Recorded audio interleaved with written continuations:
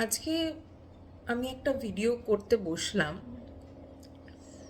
ভিডিওটা কেন করতে বসছি বা কেন এই কথাগুলো মানুষের সাথে শেয়ার করতে চাইছি, সেটার আপনারা পুরোটা শুনলে বুঝতে পারবেন।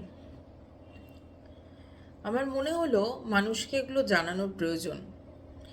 কারণ আমি পার্সোনালি যতদিন এই জিনিসগুলো ফেস করিনি, ততদিন আমার মনে হতো যে হ্যাঁ, সমস্যাটা অতটা গুরুতর নয়। আসলে মানুষ তো নিজে ঠেকলে, একটা ধাক্কা খেলে বুঝতে পারে। তো সেখান থেকেই কিছু অভিজ্ঞতা আমি সঞ্চয় করেছি, সেটা আমার মনে হলো মানুষের সাথে ভাগ করে নেওয়া দরকার। বিগত কিছুদিন আগে আমি আমার পরিবারের একজনকে হারাই, এবং সেই হারানোর সূত্রপাতে আমার জীবনে কিছু নতুন অভিজ্ঞতা হয়, এবং আমার মনে হয় এই অভিজ্ঞতাটা জনসাধারণের সাথে শেয়ার করা বা ভাগ করে নেওয়াটা খুব দরকার। মানুষকে যে অবগত করানোর খুব দরকার। তাই আমি ঘটনাগুলো একটু বলছি। তো আমার পরিবারের যে মানুষটির কথা আমি বলছি, তিনি বয়স্ক মানুষ। বয়স্ক মানে ওনার 68-69 বয়স। তো উনি বাড়িতে একা থাকতেন। তো তারই বোন তাকে দুপুরের খাবার দিতে যান এবং খাবারটা রেখে চলে আসেন, যে হয়তো বাথরুমে আছে বা কিছু, খেয়ে নেবে, নিয়ে নেবে খাবারটা, বাইরে থেকে নিয়ে খেয়ে নেবে। বয়স্ক মানুষ, তিনি একা থাকতেন, তার কেউ নেই সেখান থেকে। এবং যখন 1 ঘন্টা যায়, 2 ঘন্টা যায়, তাকে বাড়ি যাওয়ার পর ফোন করা হয়। ফোন তুলছে না দেখে খুব স্বাভাবিক তার বোন ছুটতে ছুটতে আসেন, যে কি হলো, কেন রেসপন্স পাচ্ছি না। এবং সেখানে গিয়ে যে বিভৎস ঘটনাটা বা বিভৎস দৃশ্যটা সে দেখতে পান, তিনি দেখতে পান, সেটা যে না দেখেছে সে হয়তো বুঝতে পারবে না। তো যে বয়স্ক মানুষটির কথা আমি বলছি, উনি বাথরুম থেকে বেরিয়েছেন এবং কোনোভাবে সে মাথা ঘুরে হোক বা স্লিপ খেয়ে হোক, আমরা এখনও জানি না, কারণ তার কোনো টেস্টিমনি বা কিছু পাইনি, কিন্তু তিনি বাড়িতে একাই ছিলেন। তো কোনোভাবে হোক তিনি পড়ে গেছেন, পড়ে তার মাথায় চোট লেগেছে এবং মাথা ফেটে গেছে। মাথা ফেটে তার রক্তপাত হয়েছে, এবং কতটা রক্তপাত হয়েছে সেটা আমি বলছি। এতটাই রক্তপাত হয়েছে যে দুটো ঘর রক্তে ভেসে গেছে। রক্তে ভেসে গেছে কিরকম সেটা, মানে ধরুন আপনি বালতি বালতি রক্ত করে যদি দুটো ঘরে ঢেলে দেন, তাতে যে অবস্থাটা হবে দুটো ঘরের, ঠিক সেরম সিচুয়েশন। তাহলে চিন্তা করুন একটা মানুষের কতটা রক্তপাত হয়েছে। তার ফলে দুটো ঘর রক্তাক্ত হয়ে ভেসে গেছে। ওই অবস্থা দেখে, এবং তিনি অলমোস্ট সেন্সলেস, এবং যেহেতু ঘরটি গ্রাউন্ড ফ্লোরে, তো জানলা দিয়ে ডেকে তার বোন তাকে ডাকার চেষ্টা করে, রেসপন্স দেওয়ার চেষ্টা করে, এবং যখন ফাইনালি দেখেন যে উনি কোনোভাবেই রেসপন্স দিচ্ছেন না বা উনি বেরোতে পারছেন না, মানে ওনাকে ডাকা হয়, উনি চেষ্টাও করেন উঠে দরজা খুলতে, কিন্তু নিজের রক্তেই নিজে স্লিপ খেয়ে পড়ে উনি আর উঠতে পারেননি। তো যাই হয়, মানুষজনকে ডেকে দরজাটা ভাঙানো হয়, ভাঙিয়ে তাকে হসপিটাল নিয়ে যাওয়া হয়। আসল গল্পটা এই হসপিটাল থেকে। উনি খুব সাধারণ মানুষ, ওনার সেরকম কোনো পুঁজি ছিল না, ফলে কোনো মেডিকেল ইন্স্যুরেন্স বা কিছু ছিল না। তো এরকম সিচুয়েশনে মানুষের একমাত্র ভরসা সরকারি হাসপাতাল, এবং সেখান থেকে তাকে নিয়ে যাওয়া হয় আরজি কর হসপিটালে। হ্যাঁ, সেই আরজি কর, দ্য ফেমাস আরজি কর হসপিটাল, যেখানে ঘটনার বা দুর্ঘটনার ঘন ঘটার কোনো শেষ নেই। তো যাই হোক, যেহেতু ওই সিচুয়েশন, ওরকম একটা ক্রিটিক্যাল সিচুয়েশন, তো যেহেতু বাড়ির থেকে 3-4 কিলোমিটারের মধ্যে হসপিটালটি পড়ে, সেখানেই তাকে নিয়ে যাওয়া হয়। এবং আসল গল্প সেখানে। সেখানে নিয়ে যাওয়ার পর, যেটা এখন বর্তমান এমার্জেন্সি, তাকে ফেলে রাখা হয়, স্ট্রেচারে নিয়ে যাওয়া হয় এবং সেখানে ফেলে রাখা হয়। এবং যারা আমাদের মতো মানুষ, যারা যারা কোনোদিন সরকারি হাসপাতালে ভগবানের দয়া যাননি, বা মানে তাদের প্রয়োজন পড়েনি, যেহেতু আমরা মোটামুটি নিজেদের জন্য একটা মেডিকেল ইন্স্যুরেন্স করিয়ে সেইটুকু ঠেকনা আমরা দিতে পারি, তারা আমরা কোনোদিন রিয়েলাইজ করতে পারিনি যে কী সিচুয়েশন। আমি আমার ব্যক্তিগত অভিজ্ঞতা দিয়ে বলছি, যেহেতু আমি কোনো দিন যাইনি, মানে খুব ছোটোবেলায় একবার গেছিলাম, কিন্তু নিজের জন্য বা নিজের একদম মা বাবা বা এরকম কারোর জন্য আমি যাইনি, তো আমার নিজের ব্যক্তিগত অভিজ্ঞতা হয়নি। তো সেখানে গিয়ে স্ট্রেচারে তিনি পড়ে আছেন এবং প্রথমত তাকে ব্যান্ডেজ দেওয়া হয়, ব্যান্ডেজ করা হয়। তারপরে ঘন্টার পর ঘন্টা কেটে যায়, তো স্টিচ করানো হবে। তো তখন সেখানে যারা সম্ভবত ইন্টার্ন ডক্টর যারা, তারা আসেন এবং এসে তারপরে বলেন যে প্রথমে স্ক্যান করিয়ে নিয়ে আসুন, তারপরে স্টিচ হবে। তো সেই স্ক্যান করানোর জন্য 2 ঘন্টা 3 ঘন্টা কেটে যায়। যথারীতি এমার্জেন্সিতে আমরা স্টিচার নিয়ে দাঁড়িয়ে আছি, এবং যেহেতু আমার পরিবারের যে ব্যক্তিটি, তার সমস্ত রক্ত বেরিয়ে গেছে, তো খুব স্বভাবতই তার খুব মানে ভিতর থেকে খুব কাঁপুনি ধরছে, যেহেতু শরীরে কোনো রক্ত নেই, নীল। তো সেই রকম একজন পেশেন্টকে ধরে থেকে শুধুমাত্র স্যালাইনের সাপোর্টটা ওনারা দিয়েছিলেন, তো সেটুকুই। তো যাই হোক, তাকে সিটি স্ক্যান করানো হয়, সিটি স্ক্যান করানোর পর স্টিচ করানো হয়, এবং তারপরে আবার যখন সেই ইন্টার্ন ডাক্তার বা তাদেরকে ডাকা হয়, তো তারা দেখে বলেন যে হ্যাঁ হ্যাঁ ইয়ে কি ক্লট খুব সামান্য, আপনারা বাড়ি নিয়ে যান, ঠিক হয়ে যাবেন, রক্ত তো নিজে নিজেই তৈরি হবে। আমি তখন তাকে দেখাই একটা ছবি, একটা হেজি ছবি আমার বাবা কাঁপতে কাঁপতে তুলেছিল, যেহেতু ওরম একটা বিভৎস দৃশ্য কারো তো মাথার ঠিক থাকে না। কাঁপতে কাঁপতে একটা হেজি দৃশ্য ছিল, যেখানে সেই বিভৎস রক্তপাতের দৃশ্য। তো আমি সেই ছবিটা বার করে, দেখুন এতটা রক্তপাত হয়েছে, আপনারা যদি ব্লাড ইনফিউজ না করেন উনি তো মরে যাবেন, তো আপনারা ভর্তি নিন, ভর্তি না নিলে ওনাকে বাঁচানো যাবে না। তো সেখান থেকে সেই ডাক্তাররা খুব একটা কোনো রেসপন্স দেন না, তো বলছে ঠিক আছে, আমরা সিনিয়র ডাক্তারকে বলছি। এবং এমার্জেন্সিতে যিনি সিনিয়র ডাক্তার থাকেন, তার কাছে যাই হোক, যেরকম সিচুয়েশন হয় এমার্জেন্সিতে, প্রচুর লোকজন, তো আমরা নিজেদের কাগজপত্র সব কিছু নিয়ে মানে ওনার কাছে যাই। তো উনি গিয়ে তাকিয়ে থাকেন, তো উনি বললেন যে দেখুন, আমি বললাম যে দেখুন এরম এরম বাড়িতে নিয়ে যেতে বলছে, আমি এরম পেশেন্টকে কী করে নিয়ে যাব, ওনার সারা গায়ে মাথা থেকে পা রক্তে জব জব করছে, মানে এরম জামা কাপড় চিপড়ালেও রক্তই বেরোবে, মানে এরম একটা সিচুয়েশন। তো তখন সিনিয়র ডাক্তার উনি বুঝতে পারেন, উনি তখন বলেন যে কে বলেছে, এবং উনি যান সেই ইন্টার্ন ডক্টরদের কাছে, তাদের বলেন যে না, কী করে তোমরা বলছো, এটা ঠিক নয়। তো আমাকে বলেন যে আপনারা ব্লাড টেস্ট করাতে হবে, সোডিয়াম পটাশিয়াম হিমোগ্লোবিন এই ব্লাড টেস্টগুলো করাতে হবে, করালে আমরা ভর্তি নেব, এবং ভর্তি নেব সেটা কনফার্ম করে বলে আগে করিয়ে নিয়ে আসুন। এবার কথা হচ্ছে, তখন আমরা বললাম যে হসপিটালে এই বেসিক ব্লাড টেস্টগুলোর ব্যবস্থা নেই। তাতে আমরা জানতে পারলাম যে এটা আসল এমার্জেন্সি, মানে যেই বিল্ডিংয়ে আমাদের অভয়ার সাথে সেই নৃশংস অত্যাচারটা হয়েছিল, সেই বিল্ডিংয়ে সেই ব্লাড টেস্টের মেশিনগুলো সব ছিল, এবং সেই ব্লাড টেস্টের মেশিনগুলো সেই যে সব মব, হ্যাঁ, সেই গুন্ডা বাহিনী গিয়ে যখন সেই ভাঙচুর করেছিল, তার মধ্যে সেই ব্লাড টেস্টের মেশিনগুলোও ছিল।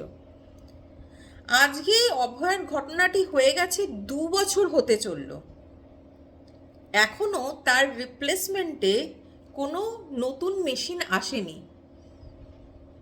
আপনারা সরকারি হাসপাতালের অবস্থাটা চিন্তা করুন, এবং একটা বেসিক ব্লাড টেস্ট, যেটা হিমোগ্লোবিন সোডিয়াম পটাশিয়াম এগুলো খুব বেসিক ব্লাড টেস্ট, সেটার জন্য ডাক্তাররা আমাদের ব্লাড টেনে দিলে, এবং আমাদের রাস্তা ক্রস করে উল্টো দিকের যে ছোট ছোট প্যাথোলজি ল্যাব এগুলো রয়েছে, সেখানে গিয়ে আমাকে ব্লাড টেস্ট করাতে হলো। সেই অবধিও সব ঠিক ছিল। তারপর ব্লাড টেস্ট করে আনার পর যিনি সিনিয়র ডাক্তার ছিলেন, হি ওয়াজ কাইন্ড এনাফ বা হি ওয়াজ সেন্সিবল এনাফ ওটা বোঝার জন্য যে উনি ক্রিটিক্যাল পেশেন্ট, বা ওনার এই সিচুয়েশনে ওনাকে অন্তত বাড়ি নিয়ে যাওয়ার কথা বলা যায় না। তো উনি বললেন যে আমি মেডিসিন ওয়ার্ডে করিয়ে দিচ্ছি, ভর্তি করিয়ে দিচ্ছি, আপনারা নিয়ে যান। এবং উনি চলে যান। তারপরেও প্রসেস করতে অনেক একটা লম্বা সময়, ঠিক আছে। তো মানে আমরা কাগজপত্র রেডি করি, নার্সকে দিই, তো নার্সও সেটার প্রসেস করতে করতে অনেকটা সময়। এবং এই যে সর্বোপরি সব কিছুর মধ্যে যেটা আমি দেখলাম সেটা হচ্ছে পুরো ইনফ্রাস্ট্রাকচারের অভাব, রিসোর্সের অভাব। পর্যাপ্ত ডাক্তার নেই, পর্যাপ্ত নার্স নেই। এবং ওই যে সিচুয়েশন, যে একটা করিডোরে স্ট্রেচারে সে পেশেন্টকে আমি শুয়ে রেখেছি, যখন ধরুন ঘটনাটি হয়েছে আমরা প্রায় আরজিকর গেছি এরকম 4:30 বা 5টা এরম হবে, এবং সেই পেশেন্টকে অ্যাডমিট করাতে রাত্রি 11টা হয়ে গেছে। ইভেন দো ডাক্তার কিন্তু লিখে দিয়েছে 8টায়, মানে 7:30 8টার মধ্যে লিখে দিয়েছে হ্যাঁ ভর্তি হবে। বাকি প্রসেসিং করে তাকে ওয়ার্ডে শিফট করতে হয়েছে রাত্রি 11টা, প্রায় রাত্রি 11টা 11:30। এখন অতটা মনে নেই, কারণ তখন মানসিক অবস্থা তো সেরকম ছিল না। তো সেই হচ্ছে সিচুয়েশন। এবং যখন ওই করিডোরের মধ্যে স্ট্রেচারে পেশেন্ট শুয়ে আছে, তখন তার বাথরুম পায় এবং সে বলছে। এবং আমি এমার্জেন্সিতে যে নার্স থাকে তাকে গিয়ে বলি যে ম্যাডাম, পেশেন্টের এরকম হয়েছে, উনি তো ভর্তি হবেন, উনি ওয়াশরুম মানে তো তো উঠতে পারছেন না, উনি তো স্ট্রেচারে শোয়া, উনি বাথরুমে যাবেন, তো কী করব? তো বলে আপনি বাইরে থেকে পট নিয়ে আসুন, এখান থেকে কিছু করা যাবে না। আমি বললাম উনি এক্ষুনি করে ফেলবেন, এক্ষুনি, উনি হোল্ড করতে পারছেন না। তো তখন উনি বলেন যে ঠিক আছে আমি ডাইপার দিচ্ছি। এবং যখন সেই সিস্টার বলে ডাইপার দিচ্ছি, পাশের যিনি সিস্টার ছিলেন উনি বলে তুমি যে ডাইপার দিয়ে দিচ্ছ, এরপরে তো ডাইপার নেই, পেশেন্টকে কী পড়াবো? এবং সেই নার্স খুব মানে মানে বিরক্ত হয়ে, এবং আমি বুঝতে পারছি ওনাদের অবস্থাটা, কারণ ওনারা যে সেবা দেবেন বা ওনারা যে সার্ভিসটা প্রোভাইড করবেন তার জন্য ওনাদের কাছেও পর্যাপ্ত রিসোর্স নেই। ফলে ওনারাও রেগে যাচ্ছেন, না পর্যাপ্ত মানুষ রয়েছে, না পর্যাপ্ত জিনিস রয়েছে যে ওনারা নিজেদের সার্ভিসটা দেবেন। এবং উনি বলে যা হবে হবে, বুঝে নেবে, সরকার বুঝে নেবে, আমরা আর কী করবো, আমরা আর কোথায় যাব। এবং সেই নার্স ভীষণ ক্ষিপ্ত। এবং উনি আমাকে একটা অ্যাডাল্ট ডাইপার দেন আমাকে, উনি বলছেন যে আপনি কি পড়াতে পারেন? আমি বলি না, আমি তো কোনো দিন পড়াইনি, আপনি বলে দিন, আমি চেষ্টা করছি। এবং যেহেতু মেল পেশেন্ট, আমার পক্ষে তো পড়ানো পসিবল নয়।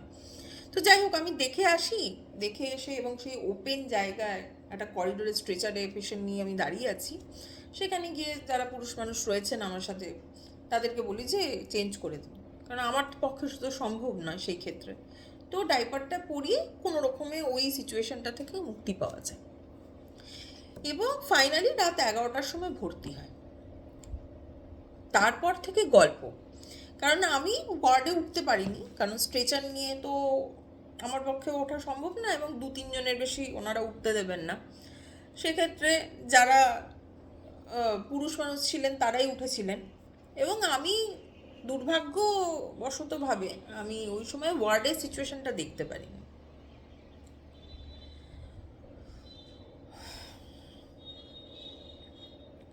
এবং আমি ওয়ার্ডের সিচুয়েশনটা দেখি যেদিন উনি মারা যান, প্রায় 1 সপ্তাহ বাদে। এই 1 সপ্তাহের মধ্যে বাড়ি থেকে সবাই যান, আমার বাবা যান, বা আরও যারা পরিবারের সবাই রয়েছে যান। হ্যাঁ, বারবার ডাক্তারদের রিকোয়েস্ট করেন। ডাক্তাররা বলে যে ব্রেনে ক্লট রয়েছে, এটা নিউরোলজিক্যাল ডিপার্টমেন্টে দেখাতে হবে, তো ওনাকে শিফট না করলে হবে না। তো আমরা তখন বলি তাহলে আপনারা রেফার করে দিন। তো ওনারা বলেন আমরা রেফার করব না, আমাদের অনেক প্রবলেম আছে, আমরা রেফার করতে পারবো না। তো আমরা বলি আপনারা যদি রেফার না করেন আমরা কোথায় যাব? এবং ওনারা বলেন আপনারা বন্ড দিয়ে যে কোনো জায়গায় নিয়ে চলে যান। এইবার প্রশ্ন হচ্ছে যে একজন ডাক্তার যদি রেফার না করেন, ধরলাম আমি আমি ভর্তি করেছি, জায়গা নেই, যে কোনো হাসপাতালে তাকে রেফার করতে হবে। একজন ডাক্তার যদি না লিখে দেন যে ওনার নিউরোলজিক্যাল ডিপার্টমেন্টে ওনাকে ভর্তি করতে হবে, সাধারণ মানুষ হিসেবে আমি তো কোথাও গিয়ে কোনো ডাক্তারকে বলতে পারবো না যে হ্যাঁ ওনাকে এই ওয়ার্ডে নিয়ে নিন, এই ডিপার্টমেন্টে নিয়ে নিন। সেটা তো একজন ডাক্তার তার ডায়াগনোসিস দেবেন এবং তার বেসিসে যে কোনো হাসপাতালে, সেটা আরজি কর হোক বা যে কোনো হাসপাতালে, সেই বেসিসে ভর্তি হবে। এবং ওনারা দেননি, দিনের পর দিন আমরা রিকোয়েস্ট করেছি, আমরা দেননি। পুরোটা সময় শুধুমাত্র স্যালাইনের উপর পেশেন্ট ছিল। এবং এবার ওয়ার্ডের অবস্থা আমি বলছি, ওয়ার্ডে বেড কিভাবে রাখা আছে সেটা তো ছেড়েই দিন, মানে স্টেশনে যদি কেউ বেড বিছিয়ে রাখে যেরকম অবস্থা হয় তার থেকেও মনে হয় পরিষ্কার হবে। অত্যন্ত নোংরা, মানে নোংরা মানে মানে কি বলবো, ওর থেকে ফুটপাতে শুয়ে থাকলে বোধহয় মানুষের অবস্থা ভালো থাকে, এতটাই নোংরা। বিছনাতে আরশোলা ঘুরছে, আরশোলা মানে কারি কারি আরশোলা, একটা দুটো নয়, কারি কারি। নিচে ওয়ার্ডে বিছনার তলা দিয়ে বিড়াল ঘুরছে, নোংরা ওপেন পড়া, একটার সাথে একটা বিছনা মানে অ্যাটাচ করা প্রায়, গায়ে গায়ে বিছনা, সেটা তো কিছু করার নেই, কিন্তু বাকি জিনিসগুলো অত্যন্ত নোংরা, কোনো সার্ভিস নেই। এতটাই আরশোলা, এতটাই আরশোলা যে ডাইপারের মধ্যেও আরশোলা ঢুকে গেছে, সেটাকেও আমাদের পরিবারের লোককে পরিষ্কার করতে হয়েছে। এবং দুর্ভাগ্যবশত আমরা তাকে কোথাও নিয়ে যেতে পারলাম না, কারণ আমরা ওই বন্ড দেওয়ার মতো সাহসটা দিতে পারলাম না। ডাক্তারদের বারবার বলার পরও ওনারা দায়িত্ব নিলেন না, বললেন না। তখন আমরা বললাম যে আপনারা, আমাদের তো ব্লাড ব্যাংকের কার্ড রয়েছে, আপনারা একটা ব্লাড তো ইনফিউজ করুন। যার শরীর থেকে এত ব্লাড বেরিয়ে গেছে তার তো আর, এবং তার তো কোনো খাবার পড়ছে না, স্যালাইন ছাড়া তো কিছু পড়ছে না। শেষের দিকে আমরা একটু ডাবের জল, একটু ডালের জল, ফলের রস, এগুলো একটু খাওয়ানোর চেষ্টা করেছিলাম এবং তিনি খেয়েও ছিলেন, কিন্তু তাতে তো বোতল বোতল রক্ত তৈরি হওয়ার কথা না। যার এত রক্তপাত হয়েছে তাকে তো রক্ত দেওয়াটা প্রয়োজন, তো সেই রক্তটা আমরা পাইনি এবং তাকে দিতেও পারিনি। এবং এক সপ্তাহ বাদে উনি মারা গেলেন। ওনাকে তার আগের দিন এমআরআই করার জন্য নিয়ে যাওয়া হয়েছিল এবং উনি মারা গেলেন। একদিন আগে অবধিও উনি কথা বলছিলেন, একটু রিভাইভ করছিলেন। তো যাই হোক, সেই ক্লটটা হয়তো, ডাক্তারি ভাষা তো আমরা অনেক কিছু বুঝি না, হয়তো ক্লটটা ছাড়েনি বা এতটা উনি এতটাই দুর্বল ছিলেন, উনি সাস্টেন করতে পারেননি, উনি মারা যান। এবং মারা যাওয়ার পরও আরেকটা নতুন ড্রামা, যেহেতু এরকম একটা সিচুয়েশন, সেখান থেকে পুলিশ কেস হয় এবং খুব স্বাভাবিক, সেটা একটা নর্মাল প্রসিডিয়ার, তো সেটার মধ্যে দিয়ে আমাদের যেতে হয়। এবং মারা যাওয়ার পরে যদি পুলিশ কেস থাকে, মারা যাওয়ার পর পোস্টমর্টমেরও একটা ব্যাপার থাকে। তো আমার বাড়ির পরিবারের যে সদস্য, উনি প্রায় 3:30-র সময় এক্সপায়ার করেন এবং 3টের সময় আমাদের ফোন করা হয় যে আপনারা আধার কার্ড সব কিছু নিয়ে চলে আসুন, উনি সার্ভাইভ করবেন না, চলে আসুন, যে কোনো সময় খবর হবে। তো বাড়ির লোক সেই সময় চলে যান। 4টের মধ্যে সবাই গিয়ে ওখানে প্রেজেন্ট হয় এবং ততক্ষণে উনি এক্সপায়ার করে গেছেন। এরপরে শুরু হয় নতুন একটা অধ্যায়, নতুন একটা ড্রামা।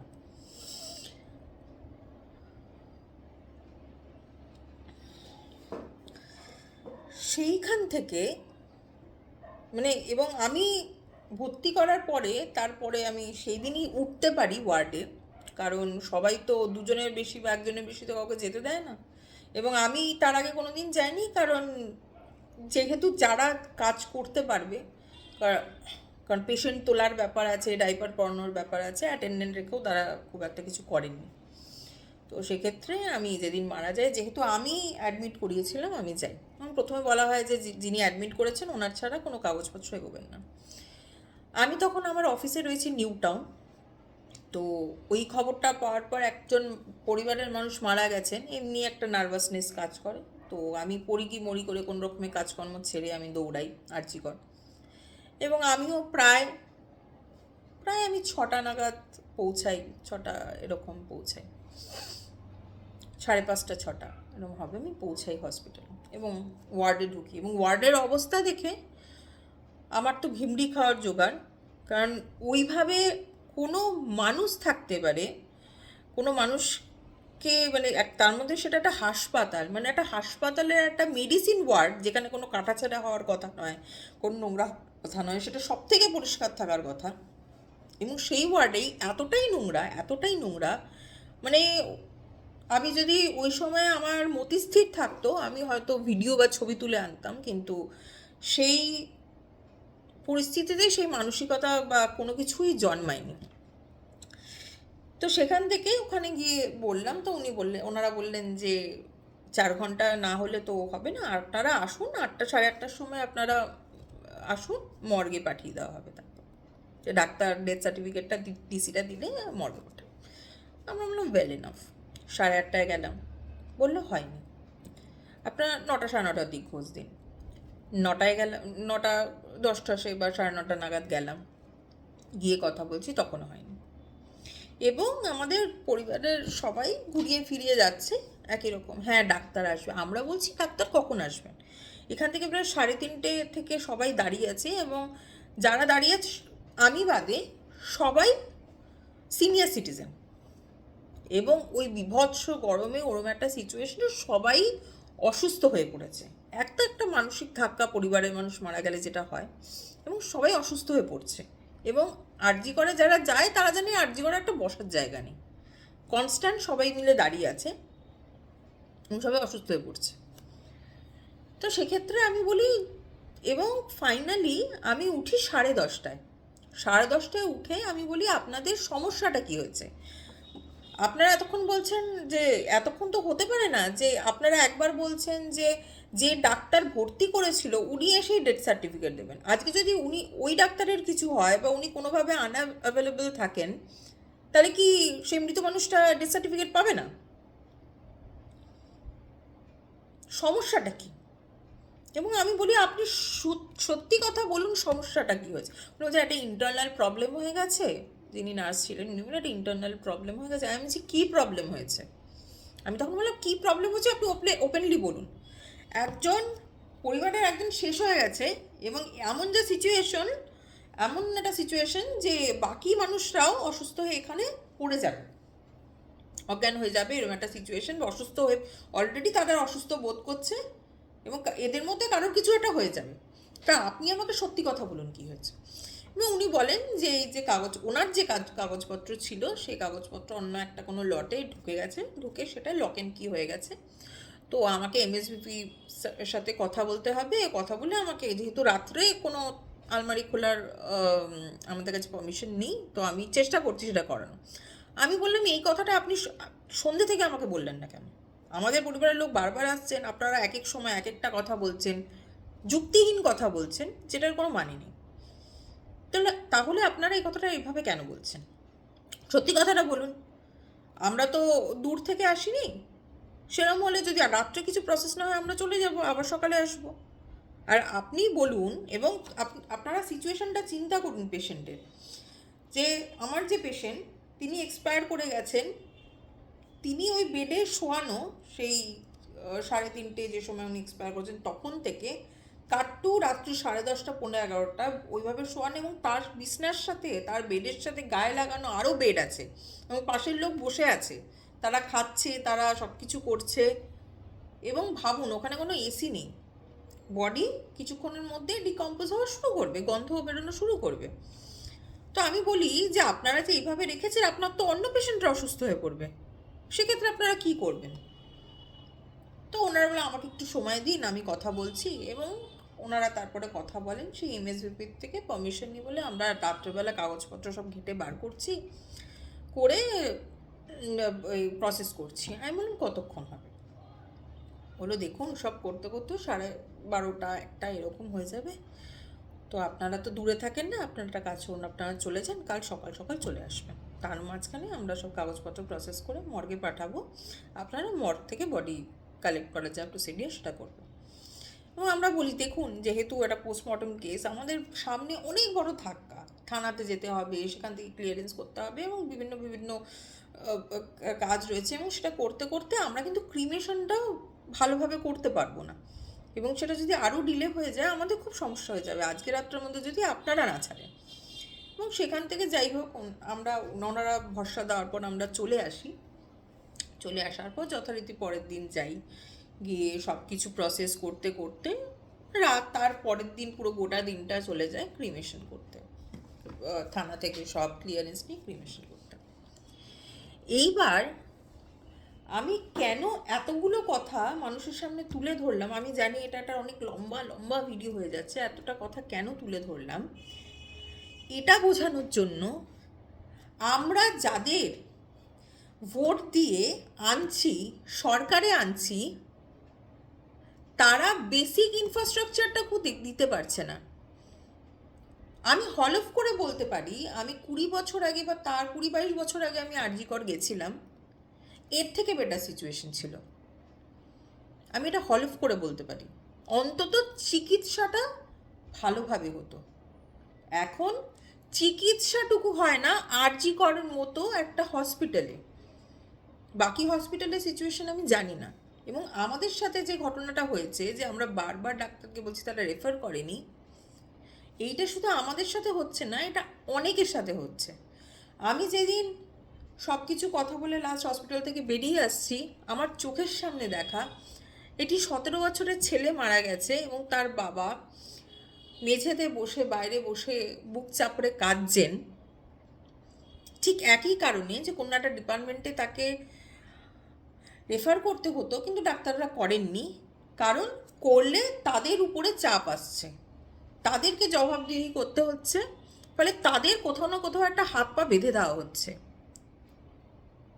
যখন আরজি করের আন্দোলন হয়েছিল এবং ডাক্তাররা এগিয়ে এসেছিল, ডাক্তাররা বারবার প্রশ্ন তুলেছিল পরিকাঠামো নিয়ে, যে হাসপাতালের পরিকাঠামো ভয়ঙ্কর। এবং ট্রমা কেয়ার সেন্টারে কিছুদিন আগে যে মানুষটি লিফটে মারা গেছিলেন, সেই লিফট অবধিও আমি দেখে এসেছি, সেই লিফটটা এখনো বন্ধ, সেটাকে পুলিশ র্যাপ করে ওটা বন্ধ। এবং লিফটগুলোর মানে সত্যি কথা বলতে, আমাকে যখন ওয়ার্ডের লিফটে উঠতে হয়েছে, আমার বুক ধড়ফড় করছে, আমার মনে হচ্ছে যে কোনো সময় লিফটটা বন্ধ হয়ে যাবে এবং আমি এখানে মরে যাব। তাহলে আপনি চিন্তা করুন, আমার চোখের সামনে এরকম প্রচুর হয়েছে, মানুষ এসছে, মানুষকে বলেছে আপনারা নিয়ে যান, নিয়ে যান। কেন? ডাক্তাররা চাইলেও, নার্সরা চাইলেও কোনো পরিষেবা দিতে পারছে না, কারণ তাদের কাছে রিসোর্স নেই। হসপিটালে যদি বেড না থাকে, হসপিটালে যদি ইনফ্রাস্ট্রাকচার না থাকে, হসপিটালে যদি কোনো টেস্ট মেশিন না থাকে, ল্যাব টেস্ট মেশিন না থাকে, তারা পরিষেবাটা এক্স্যাক্টলি দেবে কি করে? আজকে এতগুলো কথা বলার একটাই কারণ, প্রথম দফার ভোট হয়ে গেছে, দ্বিতীয় দফার ভোট বুধবার আসতে চলেছে। প্রত্যেকটা মানুষকে বলবো, যখন কাউকে ভোট দিচ্ছেন, ইমোশনালি ভোট দেবেন না। ইমোশনালি ভোট দিয়ে আপনারা ধর্মীয় মেরুকরণ ভাবছেন, আপনারা, হতেই পারে, প্রত্যেকটা মানুষের একটা পলিটিক্যাল আইডেন্টিটি থাকতেই পারে এবং সেখান থেকেই মানুষ ভোট দেয় 99% কেসে। কিন্তু ভোটটা দেওয়ার আগে একবার প্রশ্ন করে দেখবেন যে সরকারকে বছরের পর বছর আপনারা আনছেন, তারা কি আদৌ কিছু করছে? নীল সাদা রং করে দিলেই কোনো উন্নয়ন হয় না, এটা প্রথম কথা। আপনি যে কোনো সরকারি হাসপাতালে যান, আপনি পরিষেবা পারবেন না। সরকারি স্কুল, একটার পর একটা সরকারি স্কুল বন্ধ হয়ে যাচ্ছে, একই, শিক্ষক নেই, কারণ শিক্ষক যাদের নেওয়া হয়েছে তার মধ্যে তো অর্ধেকই ভুয়ো। এখন যা সিচুয়েশন দেখছি, শিক্ষকের কোনো নিয়োগ নেই, সরকারি স্কুল বন্ধ হচ্ছে।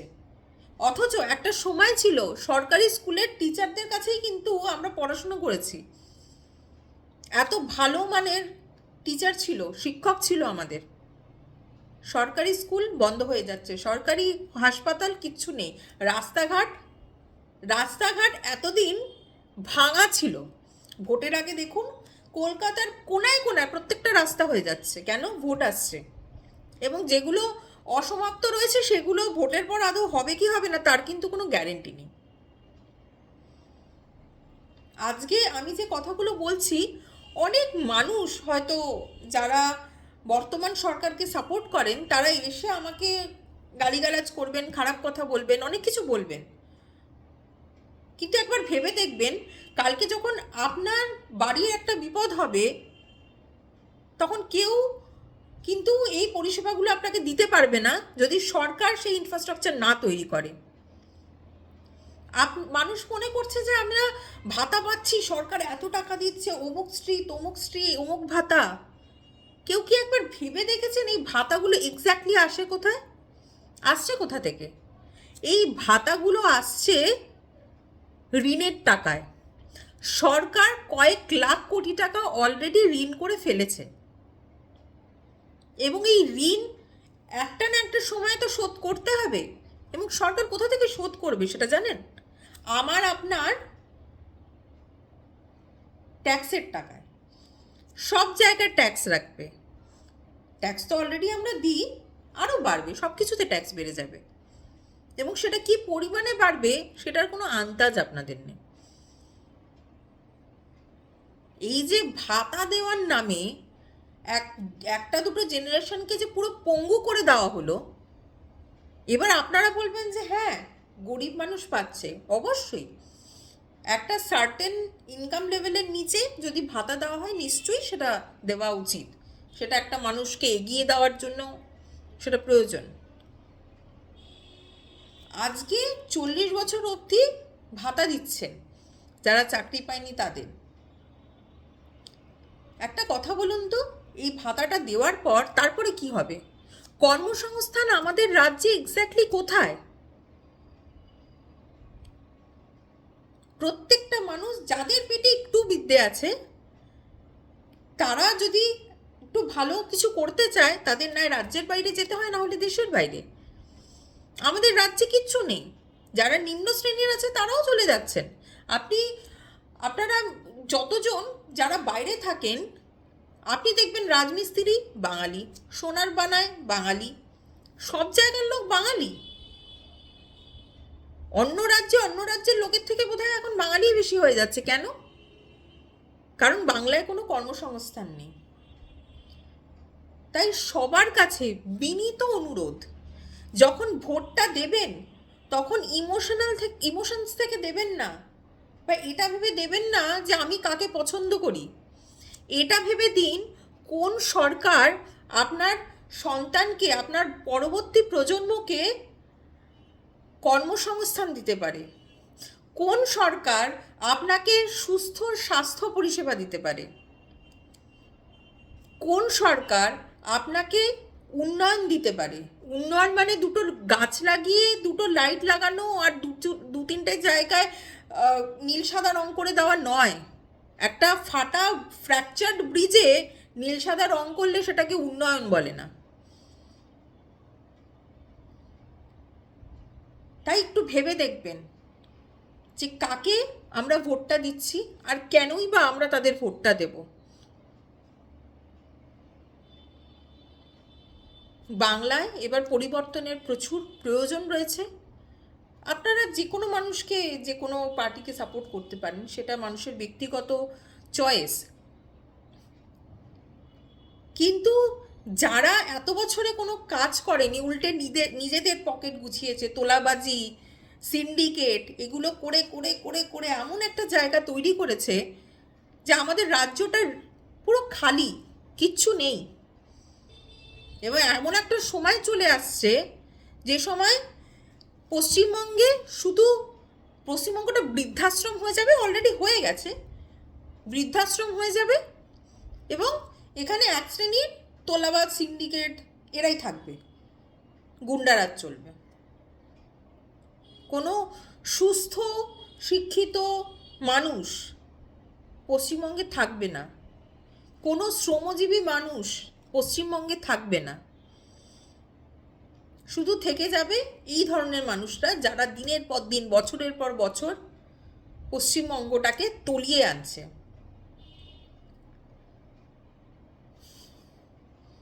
আমি এতটাই মানসিকভাবে বিধ্বস্ত যে আমি এইগুলো বলতে বাধ্য হলাম। কারণ মানুষ তো দেখতে পায় না, মানুষ ততক্ষণ বুঝতেও পারে না যতক্ষণ না নিজে কোনো একটা ধাক্কা খায়। তাই সবার কাছে বিনীত অনুরোধ, যখন ভোটটা আপনি দেবেন খুব ভেবেচিন্তে দেবেন, কারণ আগামী 5 বছরে পশ্চিমবঙ্গর ভাগ্য লেখা আছে। আগে ভারতে লোকে বিহারকে নিয়ে যেরমভাবে হাসি তামাশা করতো, বাংলাকে নিয়ে মানুষ এইভাবেই পশ্চিমবঙ্গের বাইরে হাসি তামাশা করে। এক সময় বাঙালিরা ছিল ভারতের সব থেকে প্রোগ্রেসিভ একটা কমিউনিটি, আর এখন যে কোনো রাজ্যের মানুষ পশ্চিমবঙ্গকে নিয়ে হাসে। তাই বাঙালি হয়ে বিনীত অনুরোধ আপনাদের, পশ্চিমবঙ্গটাকে রসাতলে যেতে দেবেন না, পরিবর্তন আনুন এবং পশ্চিমবঙ্গটাকে বাঁচান, নিজেদের জন্য, নিজেদের পরবর্তী প্রজন্মের জন্য। নমস্কার।